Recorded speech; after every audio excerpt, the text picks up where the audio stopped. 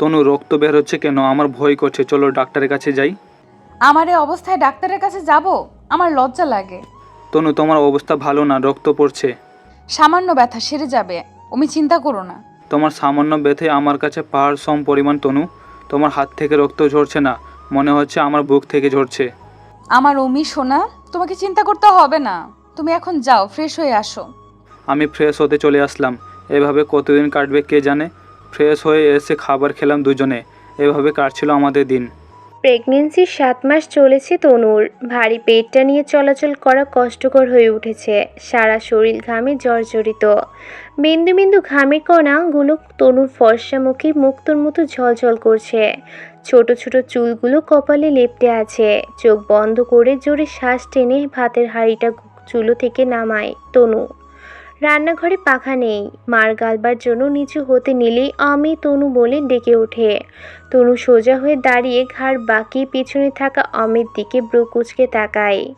সাদা শার্টটা ঘামে ভিজে জর্জরিত হয়ে আছে। দুই হাতে বড় বড় দুটো ব্যাগ। মুখটা দেখেই বোঝা যাচ্ছে ভীষণ ক্লান্ত। আমি ব্যাগ দুটো ফ্লোরে নামিয়ে বাম হাতের ব্যাগ থেকে খুব যত্ন করে একটা ডাব বের করি।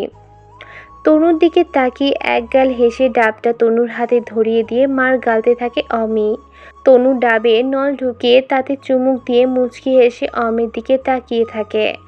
১ বছর ৬ মাস হয়েছে ওদের বিয়ে হয়েছে, কখনো দুজনের ঝগড়া হয়নি। অতিরিক্ত অভাবও ওদের ভালোবাসা কমাতে পারেনি। ঠিক ১ বছর ৬ মাস আগে অমির হাত ধরে নিজের বিলাসবহুল বাড়ি ছেড়ে চলে এসেছিল তনু। থাকার মতো কোনো জায়গা ছিল না, খাওয়ার মতো হাতে দুটো টাকাও ছিল না। দীর্ঘ ৩ বছর রিলেশন করার পরে হঠাৎ একদিন তনুর বাবা তনুর বিয়ে ঠিক করে ফেলে।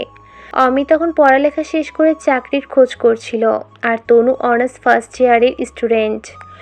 তনু বাড়িতে অমির কথা বলাতে বাবা নাকচ করে দেয়। বিসিএস ক্যাডারের সাথে বিয়ে ঠিক করে। সেদিনই বাবা মাকে ছেড়ে এক পোশাকে অমির হাত ধরে বেরিয়ে এসেছিল তনু।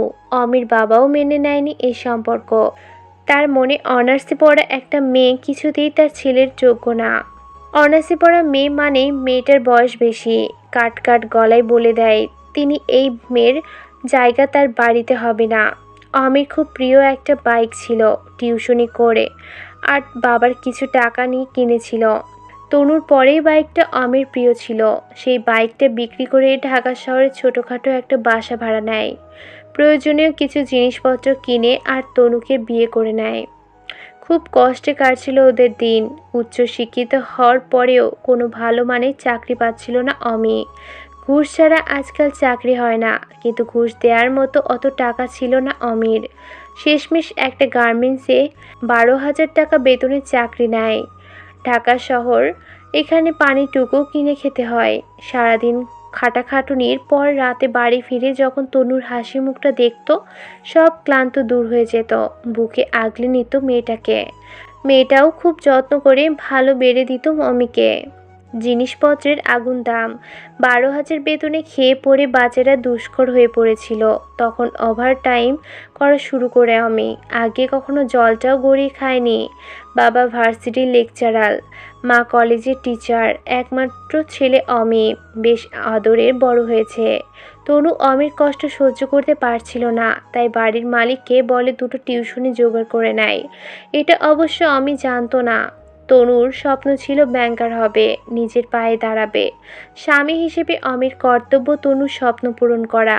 হাতে একটা দামি স্মার্টফোন ছিল অমির। সেটা বিক্রি করে একটা প্রাইভেট ভার্সিটিতে ভর্তি করিয়ে দেয় তনুকে। তনু অবশ্য অনেক বারণ করেছে, কিন্তু অমি শোনেনি।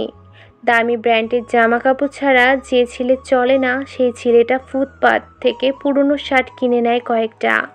তনুর জন্য মার্কেট থেকে ৩০০ টাকা করে দুটো 3 পিস নেয়। আর মনে মনে প্রতিজ্ঞা করে সামনের মাসে বেতন পেলে ভালো একটা শাড়ি কিনে দেবে। এইভাবেই দিন চলেছে ওদের। আস্তে আস্তে একটা বছর চলে যায়। বাবা মা কেউ যোগাযোগ করেনি। অমি কয়েকবার কল করলেও রিসিভ করেনি। ১ বছরে একটুখানি পরিবর্তন হয়েছে ওদের। তনু টিউশনি বেড়েছে। টিউশনির টাকা দিয়ে ঘরে ২-১টা আসবাবপত্র কিনেছে। অমিকে কয়েকটা দামি শার্ট প্যান্ট কিনে দিয়েছে। আমি প্রথমে রাগ করলেও পরে বুকের মধ্যে আগলে নিয়েছে তনুকে। আমি তোমাকে কথা দিয়েছিলাম সারা জীবন ভালো রাখবো। কিন্তু পারছি না, কথা রাখতে পারলাম না আমি। তনুর মাথা চুমু খেয়ে ভেজা গলায় বলে অমি। খুব ভালো আছি আমি, এর চেয়ে বেশি ভালো থাকতে চাই না। এই যে দিন শেষে তোমার বুকে মাথা রেখে ঘুমাতে পারি, তুমি জানো এইখানেই আমি স্বর্গ সুখ পাই।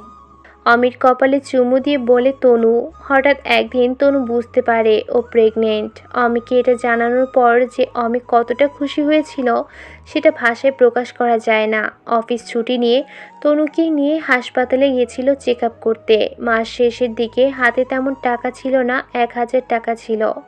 900 টাকা খরচ হয় চেক আপ করতে। মিষ্টি কেনার টাকা ছিল না। শেষমেশ দোকান থেকে গুনে গুনে 2টো মিষ্টি কিনে দুজনে খেয়েছিল। এখন প্রেগনেন্সির 7 মাস চলছে, কিন্তু আর চেক আপ করা হয়নি। আলট্রাসোনোগ্রাফি করে জানাও হয়নি ছেলে হবে নাকি মেয়ে হবে। এটা নিয়ে তনুর মনে কোনো আক্ষেপ না থাকলেও অমির মনে রয়ে গেছে বিশাল অপূর্ণতা। এক রাশ মন খারাপ। মার গালা শেষ করে অমি তরকারি রান্নার কাজে লেগে পড়ে। তনু ডাব শেষ করে এক পাশে রেখে দেয়। তুমি রেস্ট নাও গিয়ে, আমি পারবো।